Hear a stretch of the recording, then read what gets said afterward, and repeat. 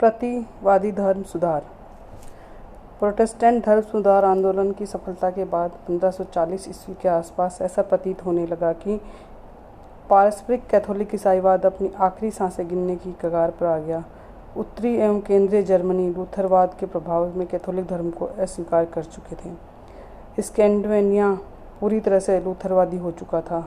Hungary, Poland, Lithuania में Protestant धर्म सुधार आंदोलन का स्वागत हो रहा था। स्विट्जरलैंड के अधिकांश क्षेत्रों में ज्विंगली और काल्विन के सिद्धांतों को स्वीकार किया जा चुका था। फ्रांस में भी काल्विनवादियों की सफलता मिल रही थी। इटली व स्पेन के कुछ क्षेत्रों में धर्म सुधार आंदोलन की लहर चल रही थी। कुल मिलाकर यूरोप के परिदृश्य परिस्थिति यह थी कि कैथोलिकवाद के सीने में गहरा घाव किए हुए प्रोटेस्टेंट धर्म की विजय पताका गर्वोन्मुक्त होकर लहरा रही थी। इसका मतलब ये हुआ कि प्रोटेस्टेंट धर्म का प्रचार प्रसार तेजी से हो रहा था। लूथर, ज्विंगली, काल्विन आदि ने इसको आगे बढ़ाया। तो इस प्रोटेस्टेंट धर्म सुधार आंदोलन का स्वागत हो चुका था। लोग इसे स्वीकार कर रहे थे, इनके सिद्धांतों को स्वीकार कर रहे थे। इटली और स्पेन के कुछ क्षेत्रों में धर्म सुधार आंदोलन की लहर चल चुकी थी। तो कैथोलिक सीने में कैथोलिक धर्म खत्म होने की कगार पे था। इसके विपरीत प्रोटेस्टेंट धर्म आगे की ओर बढ़ रहा था। इसका मतलब ये हुआ। प्रोटेस्टेंट ईसाई धर्म की बढ़ती हुई लोकप्रियता को देखकर कैथोलिक धर्माधिकारियों के खेमे में घबराहट फैल गई और अपने अस्तित्व को संकट से बचाने के लिए उन्होंने कैथोलिक धर्म में एक गंभीर सुधार का कार्यक्रम चलाया। मतलब जो भी कैथोलिक धर्म के धर्माधिकारियों में एक गंभीर चिंतन का विषय हो गया था और इन्होंने अपने धर्म में सुधार के लिए नए विषय प्रस्तुत किए। तो उसी को प्रतिधर्म सुधार आंदोलन, कैथोलिक धर्म में जो नए सुधार हुए उसे ही प्रतिधर्म सुधार आंदोलन कहा जाता है। कैथोलिक ईसाई धर्माधिकारियों का प्रोटेस्टेंटवाद की चुनौती का मुकाबला करने के लिए अपनाए गए धर्म सुधार कार्यक्रम को प्रतिधर्म सुधार आंदोलन या कैथोलिक धर्म सुधार आंदोलन कहा जाता है। मतलब जो कैथोलिक ईसाई धर्माधिकारियों प्रोटेस्टेंटवादियों की चुनौती थी, मतलब प्रोटेस्टेंट धर्म तेजी से विनती करता जा रहा था, तो उसकी चुनौती का मुकाबला करने के नया आंदोलन है उसे कैथोलिक धर्म सुधार आंदोलन अथवा प्रतिवादी धर्म सुधार आंदोलन कहा जाता है। यह प्रतिवादी धर्म सुधार आंदोलन दो रूपों में व्यक्त हुआ, रक्षात्मक एवं आक्रामक। इसके रक्षात्मक पथ के अंतर्गत कैथोलिक चर्च की आधारभूत मान्यताओं को त्यागे बिना उसके स्वरूप में शुद्धता तथा नैतिकता का प्रयास किया गया। कैथोलिक धर्म सुधार का रक्षात्मक रूप पोप पाल तृतीय के प्रयासों द्वारा ट्रेंट की काउंसिल के निर्णयों के रूप में अभियुक्त हुआ तथा आक्रामक रूप जेसुइट संघ की गतिविधियों इनक्विजिशन तथा इंडेक्स की दमनात्मक कार्रवाई के रूप में हुआ। मतलब इसमें दो तरह के सुधार हुए, एक तो आक्रामक हुए और एक आधारभूत मान्यताओं को रक्षात्मक आक्रामक। तो रक्षात्मक में जो नैतिक रूप से सुधार किए गए उनको क्या कहा गया, रक्षात्मक कहा गया। साथ ही इंडेक्स की दमनात्मक कार्यवाही को आक्रामक कहा गया। प्रतिधर्म सुधार आंदोलन के दुधारी प्रक्रिया के फलस्वरूप पारंपरिक कैथोलिक ईसाई धर्म ने अपने को पुनर्स्थापित करने का प्रयास किया। अनेक क्षेत्रों में सफलता प्राप्त कर ली। इटली, दक्षिण जर्मनी, स्पेन, फ्रांस, कुछ अन्य देशों में कैथोलिक धर्माधिकारियों ने पुनः अपने जड़ें जमाने में कामयाब हुए। जो सुधार किए गए इंटरनल कैथोलिक धर्म में, उसके फलस्वरूप कैथोलिक धर्म पुनः उत्थान करने लगा। कैथोलिक धर्म सुधार, प्रतिवादी धर्म सुधार आंदोलन, तो ये तो समझ में आ गया होगा बच्चों आपको कैथोलिक धर्म सुधार या प्रतिधर्म सुधार आंदोलन क्या है। क्योंकि कैथोलिक धर्म जो दिन दिन नीचे गिरता जा रहा था, उसमें ईसाई धर्माधिकारियों ने जो सुधार किए उसे प्रतिधर्म सुधार आंदोलन कहा जाता है और कैथोलिक धर्म सुधार आंदोलन भी कहा जाता है। तो यह मानना ठीक नहीं कि कैथोलिक धर्म सुधार के मूल एकमात्र प्रोटेस्टेंट धर्म का प्रमुख चुनौती थी। प्रमुख प्रोटेस्टेंट आंदोलन की सफलता ने कैथोलिक धर्म सुधार की तात्कालिक आवश्यकता को अवश्य रेखांकित किया। प्रतिवादी धर्म सुधार की प्रक्रिया गतिवत और तीव्र बनाए रखा, लेकिन कैथोलिक धर्म सुधार की पृष्ठभूमि में अनेक पूर्ववर्ती परिस्थितियां विद्यमान थी। जैसे लुकास रेनेस एंड द रिफॉर्मेशन में लिखा है कि प्रोटेस्टेंटवाद का उदय कैथोलिक धर्म सुधार आंदोलन का एक कारण था, लेकिन एकमात्र अत्यधिक यही है। ऐसे ही एकमात्र महत्वपूर्ण कारण मान लेना अतिशयोक्तिपूर्ण हुई। कैथोलिक धर्म सुधार के लिए निम्नलिखित परिस्थितियों को उत्तरदायी माना जाता है। निम्न वर्गों में पारंपरिक कैथोलिक धर्मनिष्ठा की दृढ़ता। तो सबसे पहला क्या है, निम्न वर्ग में पारंपरिक कैथोलिक धर्मनिष्ठा की दृढ़ता। तो यूरोप में ग्रामीण क्षेत्रों के निवासी पारंपरिक कैथोलिक ईसाई धर्म के प्रति निष्ठावान बने रहे। नगरों एवं कस्बों में जहाँ प्रोटेस्टेंटवाद की लहर चल रही थी, ग्रामीण क्षेत्रों के निवासी उससे अधिक प्रभावित नहीं हो रहे थे। अपने पीढ़ीगत विश्वासों के प्रति आस्थावान बने रहे। अनेक क्षेत्रों में प्रोटेस्टेंट आंदोलन मूलतः एक बुजुर्ग आंदोलन बना रहा। मतलब निम्न वर्ग थे तो उनमें पारंपरिक कैथोलिक धर्म के प्रति निष्ठा थी। तो यूरोप के जो भी ग्रामीण क्षेत्र थे जो कैथोलिक ईसाई के प्रति निष्ठावान बने, उन जो कैथोलिक थे वो कैथोलिक ही बने रहे। नगरों और कस्बों में जहाँ प्रोटेस्टेंटवाद की लहर चल रही थी तो ग्रामीण क्षेत्रों के निवासी अधिक प्रभावित नहीं हो पाए, है ना। वो पीढ़ीगत विश्वासों के उसमें आस्थावान बने रहे। स्पेन के राजाओं अन्य राजकीय परिवारों का कैथोलिक धर्म उत्साह। तो कैथोलिक धर्म सक्रिय रूप से सबसे पहले स्पेन में आरंभ हुआ। स्पेन ईसाई रहस्यवादी चिंतन का गढ़ रहा है। यहाँ के प्रमुख ईसाई रहस्यवादी थे फ्रांसिस्को डी ओसुना, सेंट पेड्रा अल्कैंट्रा, जुआन डी अविला, क्रॉस के सेंट जॉन, लुई के डियोन। तो ये कौन है? ये सारे स्पेन के रहे हैं। तो इन ईसाई साम्यवादियों ने कैथोलिक धर्म सिद्धांतों की सरल एवं व्यवहारिक रूप से प्रस्तुत कर उन्हें जनमानस में दृढ़ बना दिया। स्पेन के कई राजा कैथोलिक कट्टर धर्मावलंबी थे। कैथोलिक ईसाई धर्म के प्रति निष्ठा स्पेन के राष्ट्रवाद का प्रमुख तत्व रहा है। इस संबंध में स्पेन की रानी इसाबेला का नाम विशेष रूप से उल्लेखनीय है। मतलब इसमें स्पेन के राजाओं ने इसको क्या राज की संरक्षण दिया कैथोलिक को। उनका धर्मोत्साह बहुत ज़्यादा था तो इसी कारण इस प्रतिधर्म सुधार आंदोलन हुआ। पुनर्जागरण युगीन इटली के बुद्धिजीवियों की कैथोलिक धर्म निष्ठा। यह मानना एक सामान्य भूल होगी कि पुनर्जागरण कालीन सभी मानववादी चिंतकों ने कैथोलिक धर्म में नाता तोड़ लिया था। हमें एक ध्यान रखना चाहिए कि इटली में मानववाद कैथोलिक परिवेश में ही उदय हुआ। उसके समर्थक औपचारिक तौर पर कैथोलिक धर्म के प्रति निष्ठावान रहे। नवीन धार्मिक संघ। प्रोटेस्टेंट क्रांति काल में कैथोलिक ईसाई धर्म को नए धार्मिक संघों में जोड़ा संभलना।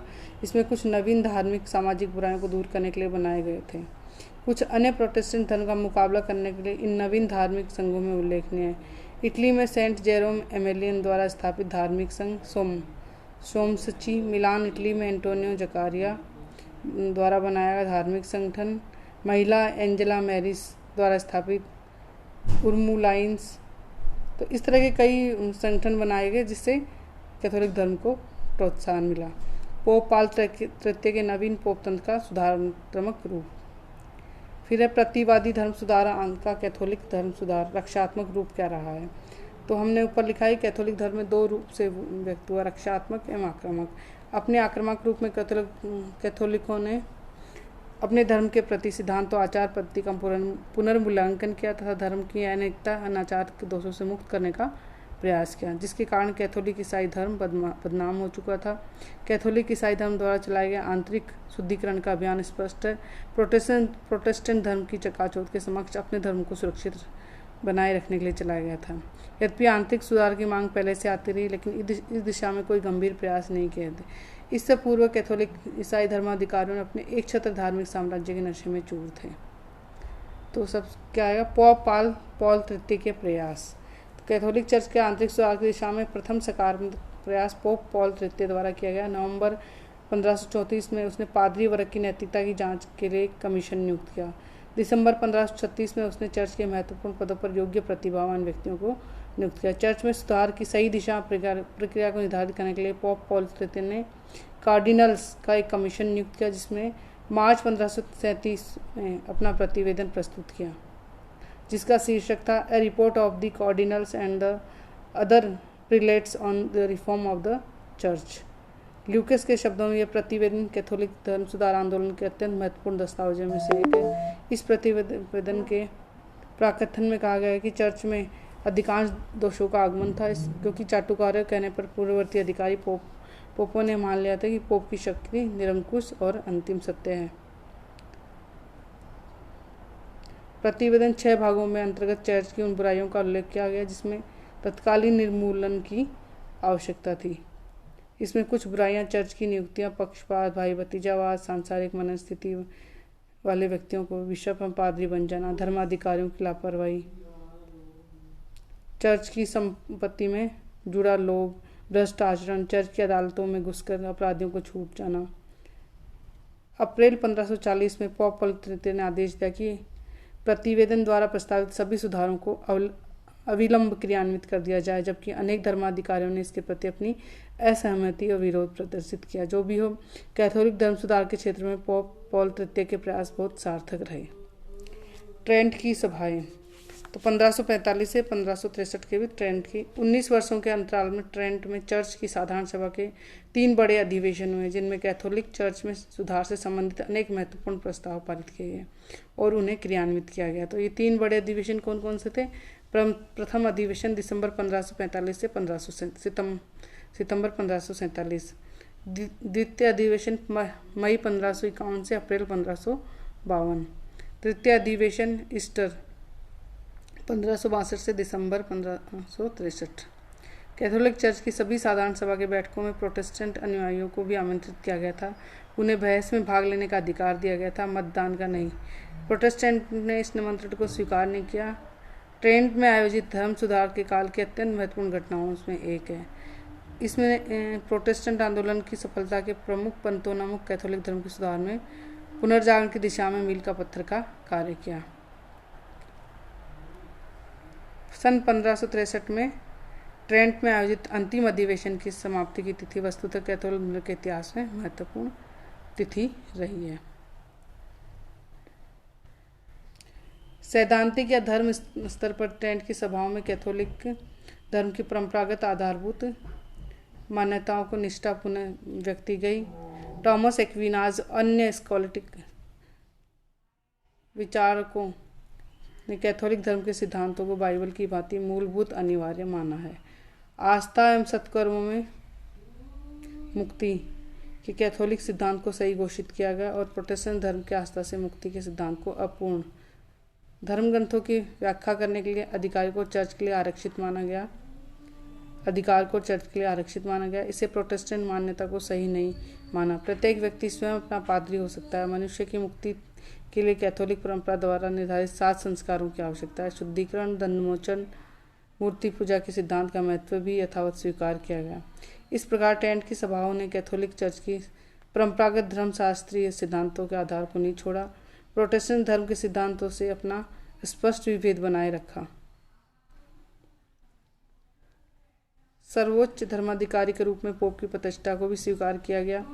यद्यपि सभा के स्पेन बिशप पोप की सत्ता के सभा के अधीन करना चाहते थे। ट्रेंट की परिषद ने यह प्रस्ताव पारित किया कि पोप चर्च का प्रधान है, सभी सिद्धांतों का अंतिम व्याख्याता है, धर्म ग्रंथों का अर्थ लगाने का अधिकार सिर्फ चर्च को है। तो दूसरी ओर व्यवहारिक स्तर पर ट्रेंट की सभाओं में कैथोलिक ईसाई धर्म के संगठन अनुशासन पद्धति के क्षेत्र में अनेक गंभीर सुधारों की अनुशंसा की गई, विशेषतः उन दोषों के संदर्भ में जिनके कारण कैथोलिक आलोचना का शिकार बना। ट्रेंट की सभाओं में महत्वपूर्ण निर्णय इस प्रकार हैं। ईसाई मठों की जीवन शैली में आमूलचूल परिवर्तन और विलासिता और अक्रमण्यता के स्थान पर सादगी पर जोर दिया। ऊंचे धार्मिक पदों पर अयोग्य व्यक्तियों की नियुक्ति बंद कर दी जाए। चर्च के पदों पर क्रय विक्रय समाप्त किया जाए। एक ही व्यक्ति को अनेक पदों पर नहीं रखा जाए। चर्च की नियुक्तियों में कार्यशैली में भाई भतीजावाद से दूर रहा जाए। दंडमोचन के लिए धन स्वीकार नहीं किया जाए। धर्मशास्त्री गुरुकुलों की स्थापना की जाए, जहाँ पादरियों की सुशिक्षित एवं सुप्रशिक्षित बनाया जाए। जनता की भाषा में जब तक धर्मोपदेश दिए जाने चाहिए। इस प्रकार ट्रेंट की सभाओं के निर्णय बड़े सहायक। तो ये प्रति धर्म सुधार आंदोलन, कैथोलिक धर्म में जो सुधार है उसे ही प्रति धर्म सुधार आंदोलन। तो संक्षेप रूप से मैंने बताया कि आंतरिक रूप से जो चर्च में सुधार किए गए उसे प्रति धर्म सुधार आंदोलन कहा गया।